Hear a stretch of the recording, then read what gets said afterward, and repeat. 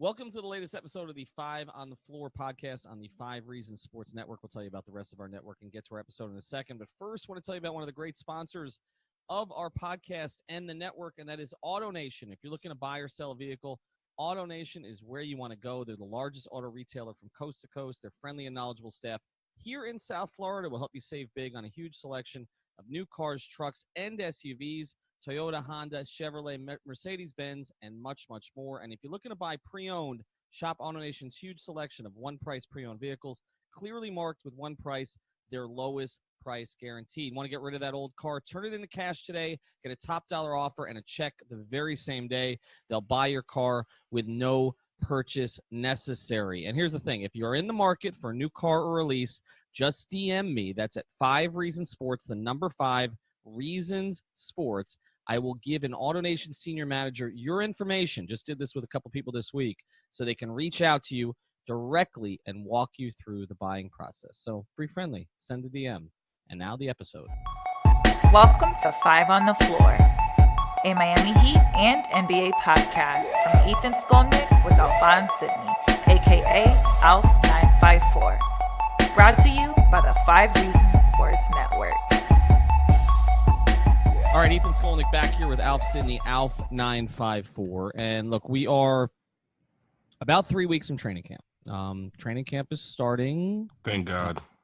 Yeah. I mean, I don't want to give away the date, but it's when the calendar turns the next month. And so we're going to be there. Alf and I are both going to be there. Probably Alex Toledo will be there as well. We'll have others, maybe even Chris Maddox.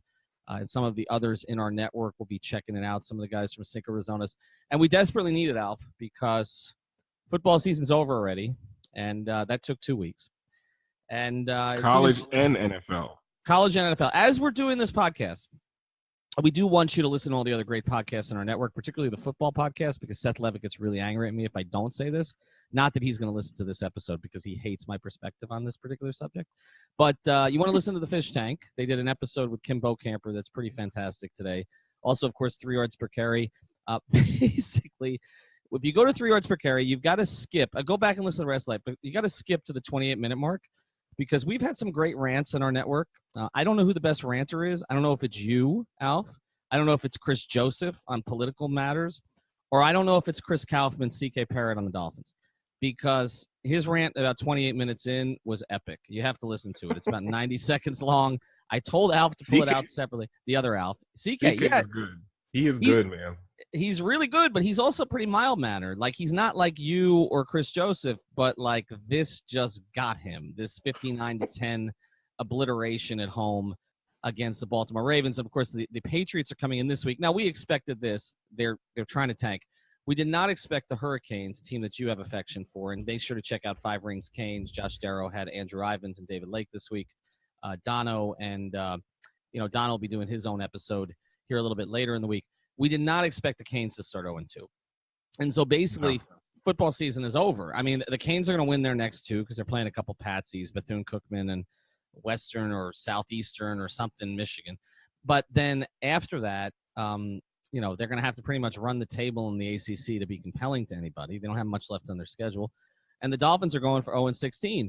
So we are right back where we've been, which is that the Miami Heat are saving the sorry asses of all the other teams in this town.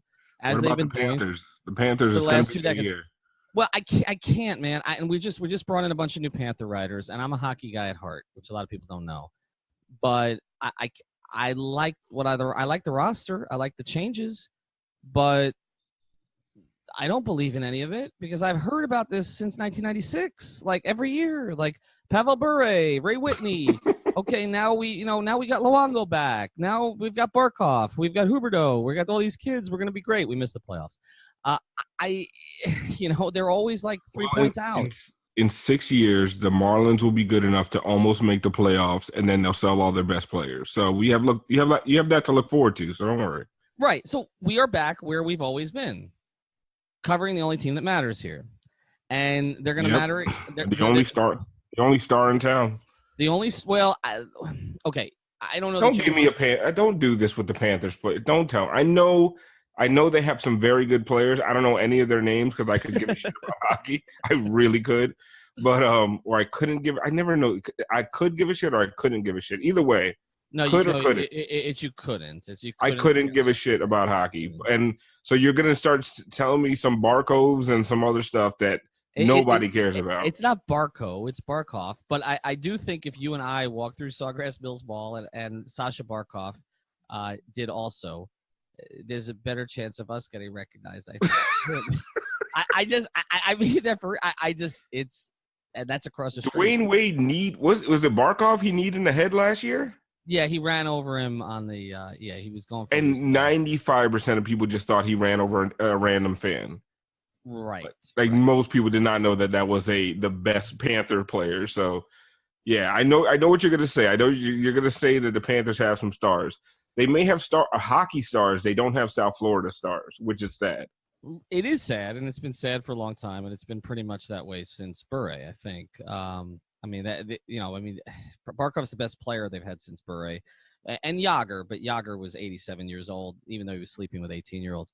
When he came down here. So we're back with the Heat, and so that's why we're going to do this. Is a long opening for us, but that's why we're going to do this topic today, which is why the Heat don't tank. Because I think we have to put into context what the Dolphins, and to a lesser degree, although nobody cares, the Marlins are doing, and put it in the context of what the one successful team in this town has done. And I know people are all over our buddy Barry Jackson right now, right? Barry is the best. Barry's emotional about this, man. It's the most emotional I've seen Barry about anything. I agree with you, and I've known Barry for over 20 years, and he is incredibly dismayed about this. He was very upset about the Marlins rebuilds.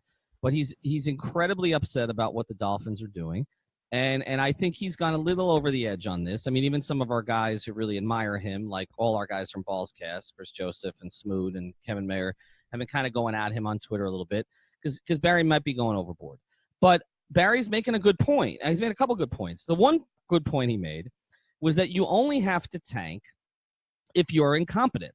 Yeah. Tanking comes from incompetence. It is basically we cannot do it the regular way. We've tried and we failed. And so now we're going to game the system, and we're going to try to basically take advantage of whatever loopholes there may be, whatever socialist system that our organization, well, all these owners, all these free market owners, right, who don't pay taxes, all of them, they love this socialism, right, in sports, right? And so basically, if you go to the bottom, we're going to help you get closer to the top by being as bad as you possibly can be.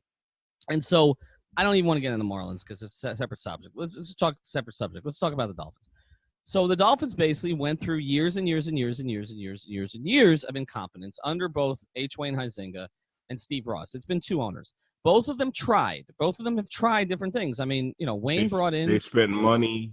They've spent money. Wayne brought in Saban. Okay, you look at the hottest coaching candidates at the time.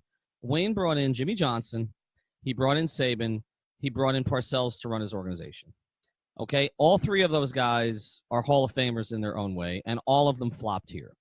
Jimmy flopped with the Dolphins. I mean, not. He thought Parcells was going to be his Riley. That's what he thought. He thought Parcells could be his Riley. But the big difference between Parcells and Riley was Riley came down here to build something and stay. Parcells came down here to play the ponies and ride the golf cart. I mean, they were different places, and also Bill was never what Pat was, and so that comparison, I understood why people made it, but Bill was not in his league. He wasn't, but I think that's what Ross thought he was getting. No, Huizenga thought he was getting. Parcells, I think that's what Huizenga thought he was getting. Because the team was sold to Ross, and Parcells took one look at Ross and said, "Get me the hell out of here, and I'm taking my money." That's basically what he did. Parcells came down here to retire, man, and nothing else. That's right. And Ross, has made a series of bungling moves. I mean, why he hired Mike Tannenbaum after what happened with the Jets, I have no idea. How he could have sat down with Joe Philbin and thought that milquetoast guy was the right guy to lead his franchise. I mean, he's made some idiotic moves, okay?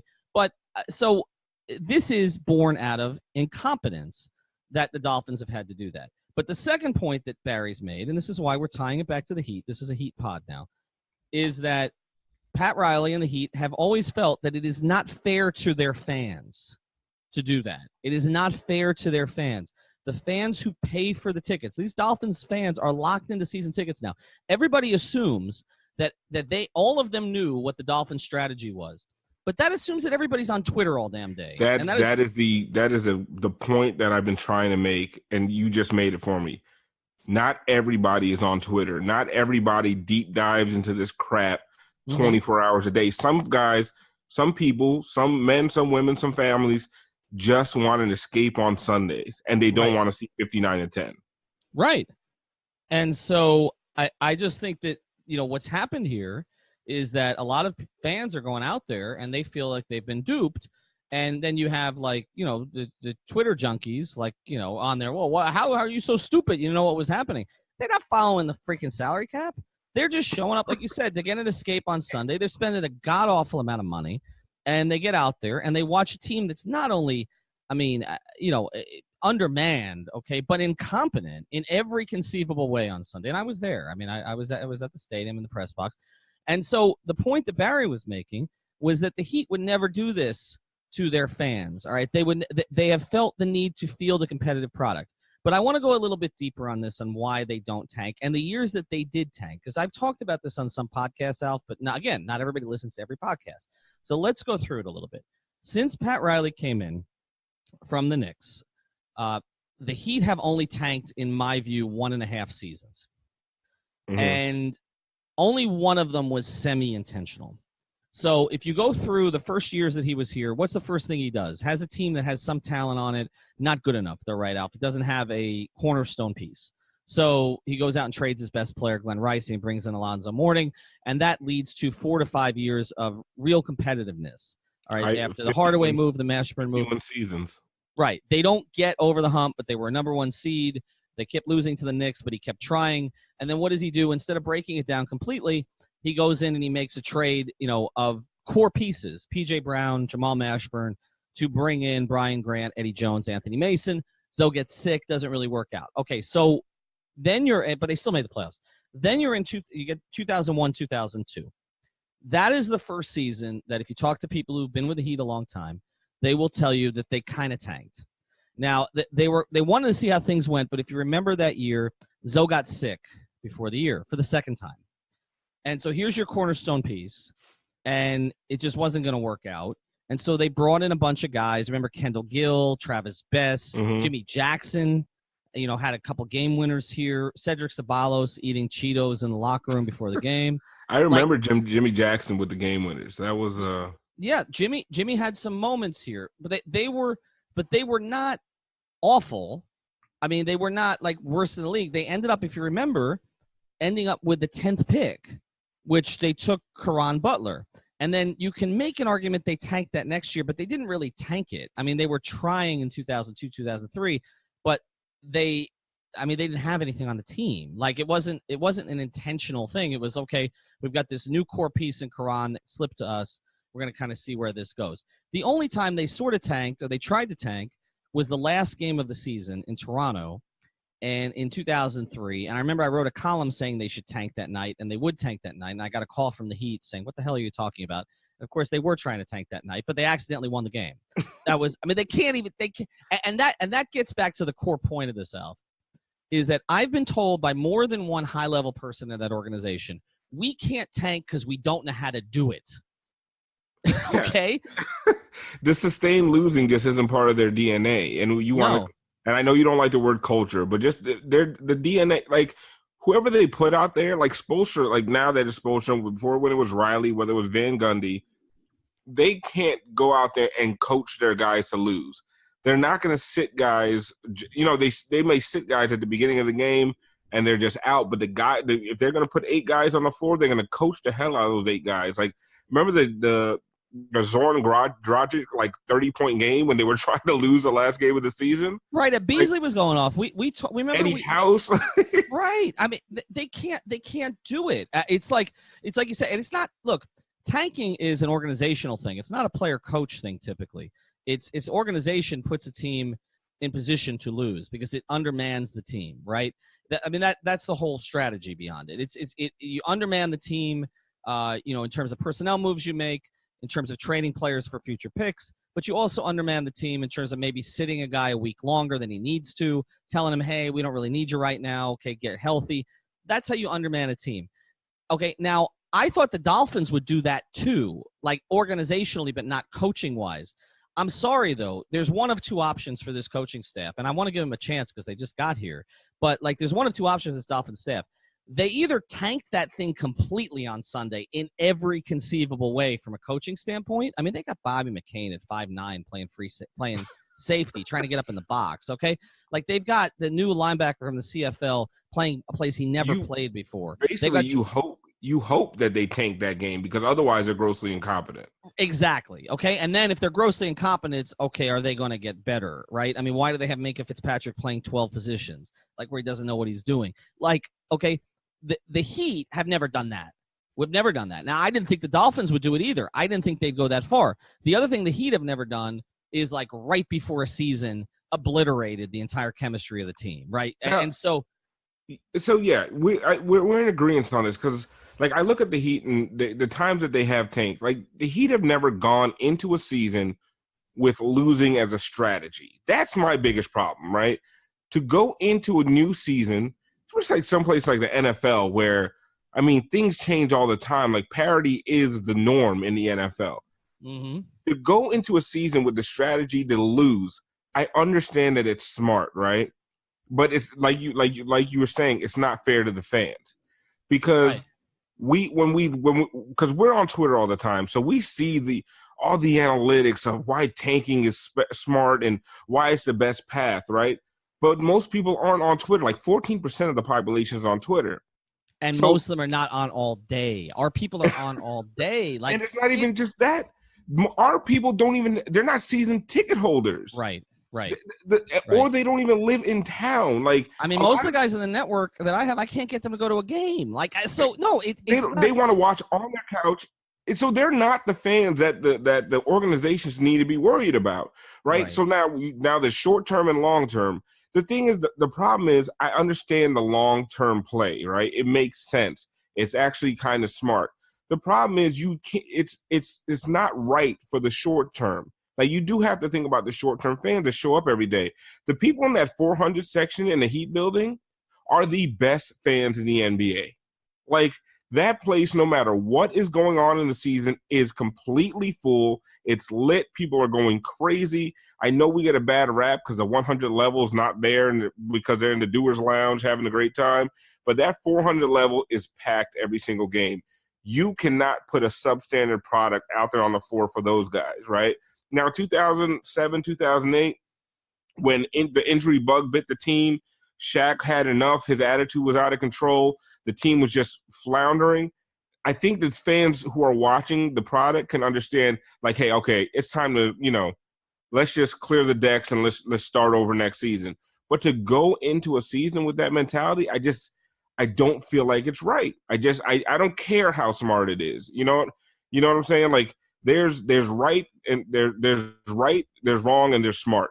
I understand all that, but what's right for the fans is not just that mentality of going into a season, losing as much as possible for the hopes of drafting the next superstar quarterback. It's just not the right thing to me. Well, what you mentioned is that they didn't go into that season in 07-08 with a plan to tank. The season tanked on them. And whether you said it was Shaq, okay, Udonis got hurt. Of course, Dwayne getting hurt was the big thing. And then it was this pipeline of Kasib Powells and Blake Aherns from the D-League, right, which was what it was called at the time. So they didn't go into that year thinking that was going to be 15 wins. And I think Pat disappeared, right, like for part of the season. There was a scouting. Pat started scouting in the middle. Right, he started scouting. like stuck Ronnie with it. I mean, like, but they didn't go into the year with that intention. And also, if they ever did anything like this, they would explain it better than the Dolphins have. And this is another part of my problem with this. The Marlins have done a far better job of explaining what it is they're trying to accomplish than the Dolphins have. And I know we've got fans on Twitter say, well, what do you think the Dolphins are trying to accomplish? Trying to get up as high in the draft as they can to get to it. I get it. But some of the things that have been done lately, like the idea to me that Chris Greer, the general manager of the Dolphins, who has just survived like 5 nuclear holocausts in that organization, okay, the last 20 years, just like Mike Hill has with the Marlins, frankly. But the fact that Chris Greer has not been out there taking the bullets on this and has stuck his head coach out, and Ross hasn't spoken since March, all right? So, again, parallels with the Heat. I don't know that Mickey would talk about it publicly, but Pat would be out there. Maybe it would be some video that they put out through our buddy Jay Jacks, through the website, or there'd be something at halftime.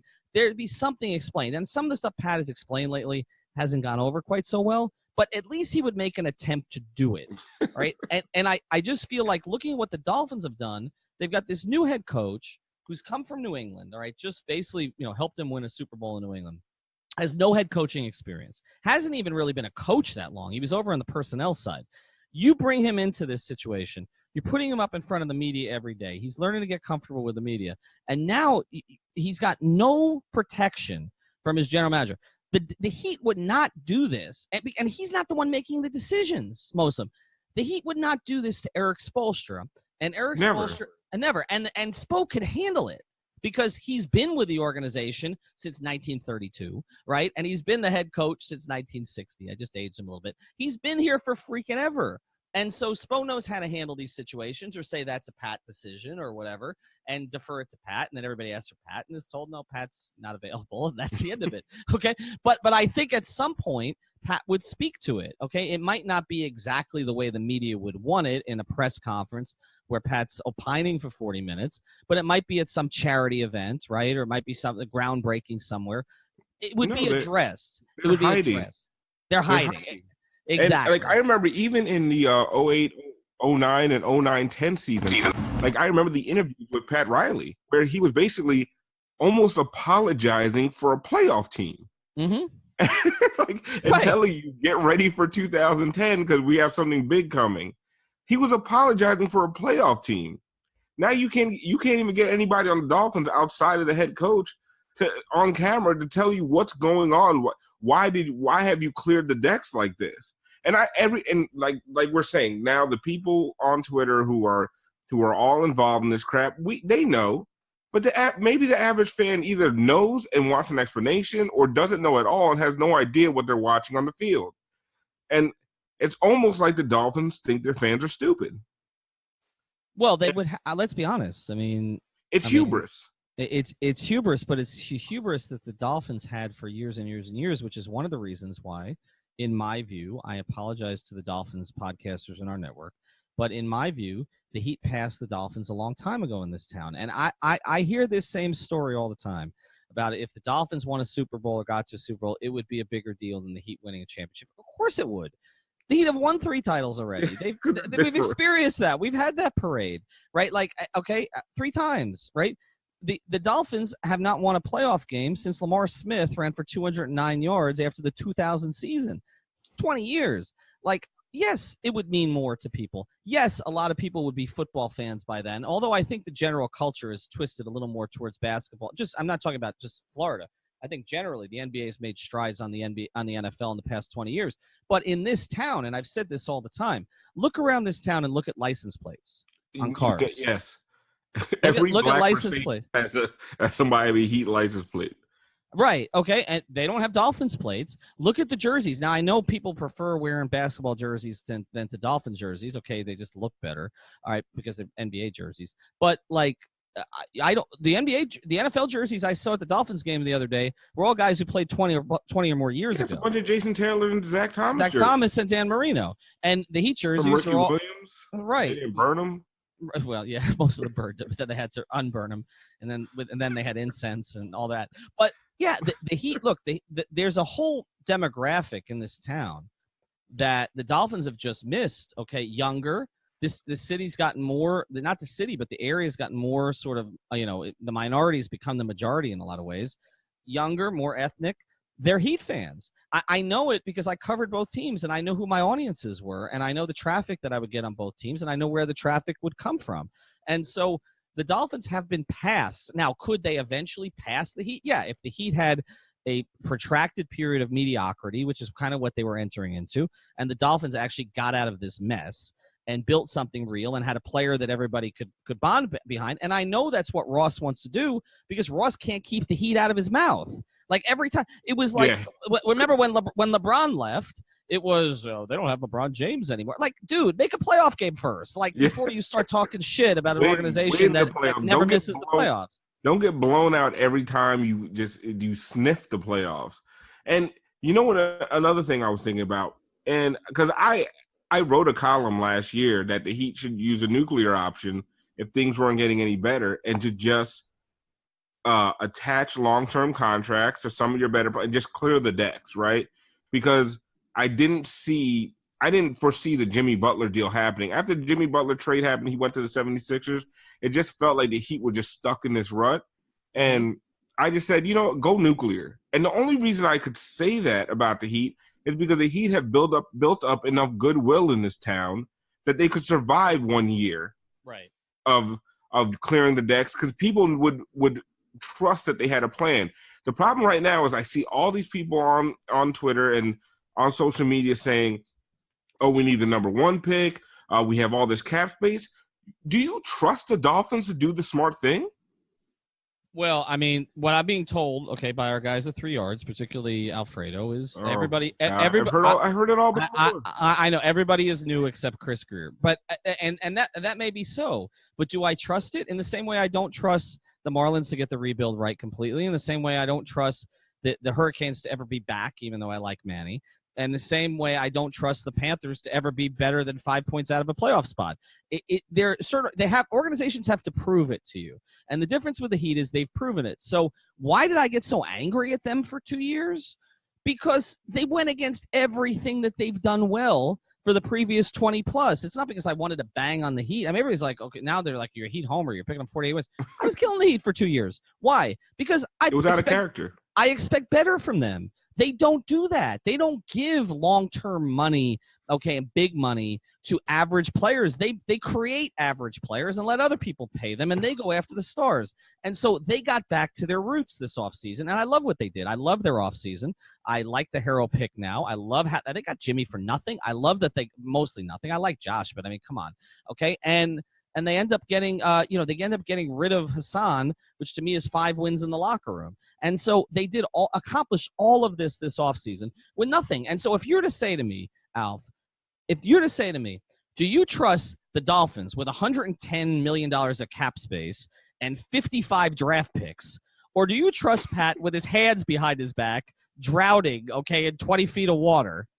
Who's going to have a better offseason? I'll take Pat, because I just saw him do it. Like, give the Heat, okay? I mean, with no cap space. With no cap space. It's a Houdini act. Like, give the Heat the Dolphins' assets right now. Like, you'd be hanging 10 banners. And I just want to give you something. I'm not going to say who this is from. Okay? But I did communicate with somebody with the Heat. All right, this disaster was unfolding on Sunday. All right. And basically said to the person, please don't ever tank. Please don't do this. And the basic sentiment that came back was, what people don't realize is the people in the building who have to do this, they have to live it every bleeping day. It is hell every bleeping day. And I think what gets forgotten about this, is that when you do your spreadsheets, all right, and I'm all for planning and trying to get the most that you can out of a system and being forward thinking and all of that stuff. But the thing that tanking ignores is that human beings are involved. And what you've seen here that's happened is, and it's the human beings that you're playing games with their careers. And at the same time, and it's also the human beings inside the building who are demoralized. Like, how do you think the Dolphins coaching staff feels today? Like, what did Steve Ross tell them on Monday? What the fuck? Or great job, guys? Like, I don't know. Or both, right? Like, or don't make it that obvious next time. Like, I don't know what it's demoralizing for people inside the building, but it's also demoralizing for the people making the decisions. But it's all, and the scouts and everybody else, and they're putting out all this hard work and they're out there, and then their team is an embarrassment. Like, as you and I talk, like, I'm sure the Dolphins are going to be on all the late night shows this week as a punchline. Like, that's what happens to you. And so, but the other thing that it does, it ignores the human element of this. And we've seen this with the Dolphins players already, with all this talk of mutiny and unhappiness and calling the agents. Because the reality is, and this is particularly true in the NFL with the non-guaranteed contracts, the overwhelming majority of the players who have to go through this tanking are not going to see the end of it anyway, even if they're good. And so there's nothing in it for them. Like, it's great. You guys are going to get Tua. I'm going to be selling insurance. Like, it's not there's nothing in it for them. And so I think that it's great for Steve Ross to say, well, we've tried everything else and nothing else has worked. And so now we're going to try this. And we're going to be really blatantly obvious about it. And I'm not going to explain it. My GM's not going to explain it. But it's going to be fine because we're going to get this once-in-a-generation quarterback because it's the only way we can get one because our organization passed on Breeze and passed on Matt Ryan and passed on Russell Wilson and passed on Aaron Rodgers and passed on all these guys that were available to us without the number 1 overall pick, or the year we had the number 1 overall pick. We didn't take the guy, Matt Ryan. Like, it's great to say all of that, but it's another thing, Alf, to go through a situation where actual human beings have to be part of this farce. How do you rebuild the culture? I use the word, Alf. How do you rebuild the culture after that? And that is one of the reasons the Heat don't want to, getting back to the Heat, one of the reasons the Heat don't want to do this and will not do it, I think, under Pat's watch again. It demoralizes everybody in the building. You never get back up from it. And we've seen the Sixers. Okay, yeah, they got a lot of bites at the apple, and they got 2 core players out of it. But at what cost?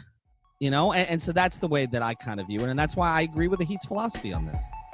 All right, we'll get back to the episode here in a second. We want to tell you about another great sponsor of the 5 Reasons Sports Network, and that is MyBookie.com. That's MyBookie.com. If you found $100 on the street, would you pick it up or would you keep walking?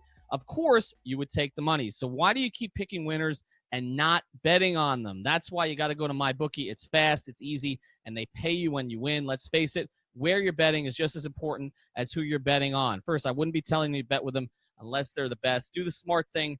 Go bet with MyBookie. And here's the other thing. Even if you make a mistake before kickoff or when a basketball game starts, you can go in and bet during the game. Just take the other side. Try to make some of that money back.